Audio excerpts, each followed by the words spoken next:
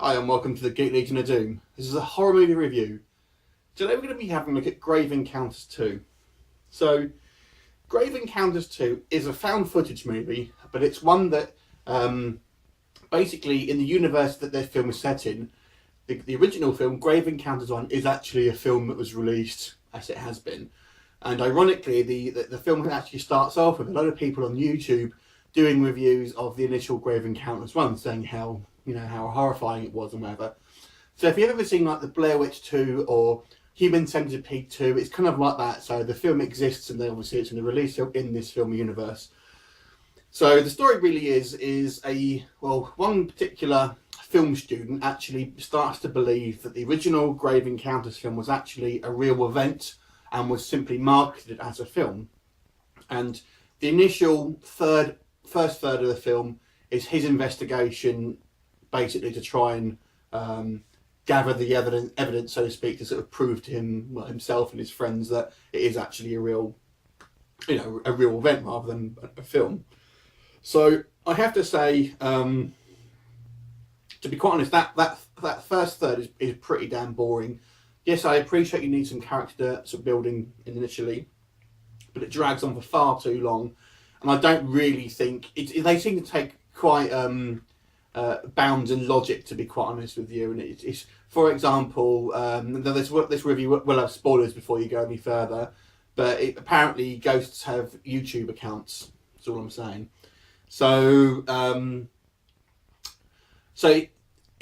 main guy, I forget the actor's name off the top of my head, but I don't think he's a particularly good actor as well, and doesn't really sell you on the drama of what's happening. The surrounding cast, who really are all unknowns, aren't too bad, to be quite honest with you. But the main guy that the story sort of focuses on is probably the weakest out of the bunch, which is a shame. I think he looks a lot like Edward Cullen as well, with a bit of a mopier look, sort of emo, sourpuss face. Anyway, so the story proper obviously is when they basically go to the mental institution, which was the site of the first film, and obviously they're there to sort of like investigate to see if the actual story was true or not. Now the main guy believes it is true, so I have to question his motivation when things start sort of going sideways, and he wants to get his cameras. He wants, for example, stuff starts to go wrong, and his main concern is getting his cameras out because they're expensive. When if he believes that all the events in the first film were true, everyone got killed pretty much. So, would you really care about your cameras? And there are a few other sort of like logical things that just simply made me scratch my head with this film. If it was, it's meant to be like a real world, like it's an hour real world of what would happen if one of these films was actually real. But there are things, they act like standard sort of horror movie victims in a number of ways, and that being one of them. Another one of these, obviously, if stuff is going to go sort of like wrong, you're going to call the police, aren't you? And they do that one time. So one character tries to call out once and can't get a reception, but they don't try any other time within the film.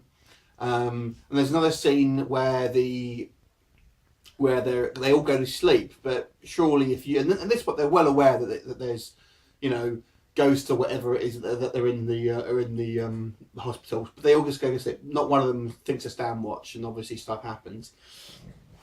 So anyway, getting back to the actual story. So the first third of the movie is really them. It's just arriving at the hospital and sort of setting up, and they're sort of agreeing to meet some guy who's ominously called Death Awaits, who they sort of were talking to via YouTube at the hospital. Obviously, that being the hospital itself, or the ghost within the hospital.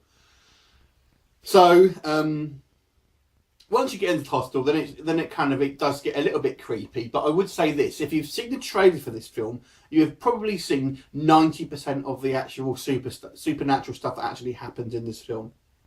So, and I mean that literally. I mean, there's sort of doors closing and stuff. Actual sort of like creatures and supernatural stuff that you actually see. It is literally all in the trailer, and I mean pretty much the whole duration of whatever's happening on screen is in the trailer. So the trailer actually makes it look far more sort of event-filled than the film actually is. If you haven't seen the trailer, then the stuff that does actually happen, I think, is quite effective. There's some sort of there are some quite good sort of, jump scares, and the imagery that is I think is quite effective. But watching the film, having seen the trailer, you kind of think, oh well, you kind of want to see something that you haven't seen before, but you don't really get that. So it's a kind of a difficult really film to quantify, because when it works, the kind of scares work quite well. But I would say that's only really sort of maybe 15 to 20% of the film at a push, to be quite honest. So, and the rest of the film is kind of well, certainly before they get to the hotel, the asylum, it's pretty much forgettable, and the rest of the time is just sort of stumbling in the dark, as you do with these sort of found footage films. Now, obviously, it relates to the first one, and you have a returning character from the original film. Comes back in this one, and I think that in a way that it's that sort of, it's one of those things where it almost devalues the original film. I won't go into too many spoilers about this, but if you've seen both films, you kind of know what I mean. And I think that maybe they should have, if they wanted to have it as a sequel, it should have been completely separate.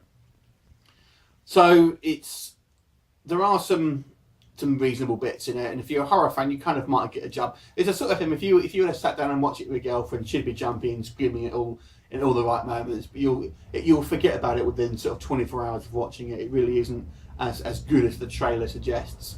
So overall, I would give this film a 5 out of 5. Have you seen it, and how do you think it compared to the original Grave Encounters? From what I've read so far, obviously, generally speaking, the original was obviously considered a better film. But how do you feel about it? Leave me a comment. I look forward to seeing you next time. Thanks for watching.